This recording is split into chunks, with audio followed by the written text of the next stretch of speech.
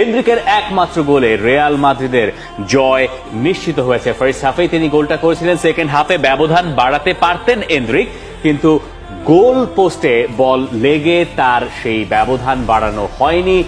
দলও 1-0 গোলের বেশি ব্যবধানে জিততে পারে নাই। ভিনিসিয়াস জুনিয়র প্রথমবারের মতো রিয়াল মাদ্রিদের জার্সিতে ক্যাপ্টেন্সির আর্মব্যান্ড পরে মাঠে নেমেছিলেন। 24 বছর বয়সী ফিফা দ্য বেস্ট ফুটবলার, তিনি দলকে নেতৃত্ব দিয়েছেন, তাতে রিয়াল মাদ্রিদ 1-0 গোলে জিতেছে।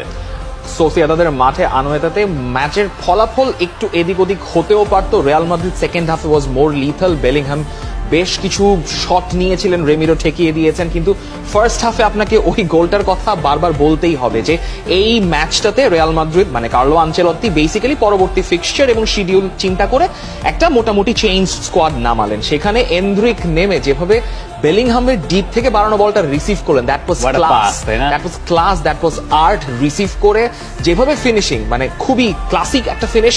এবং এনরিকের ওই কম্পোজার নিয়ে আপনি বারবার চিন্তা করবেন যে যখন আমরা গত বছরও যখন এনরিকের কন্ট্রিবিউশন, এনরিকের বয়সের বিচারে তার ম্যাচ রিডিং এর ক্ষমতা খুবই অল্প সময়ের মধ্যে খুবই ভালো এবং খুবই ম্যাচিওর্ড একটা জায়গা। এখন কার্লো আনচেলত্তি ভেবেছেন যে এনরিককে এখনই এই সিজনে পুরোপুরি শুরু করানোর সময়টা আসেনি এবং তিনি তাকে একটা মানে ওয়েপেন হিসেবে পরিণত করছেন পরবর্তী সিজনগুলোর জন্য। সেটা কালকে প্রমাণ পাওয়া গেছে এবং আমার কাছে ওই জায়গাটা খুব ভালো লেগেছে।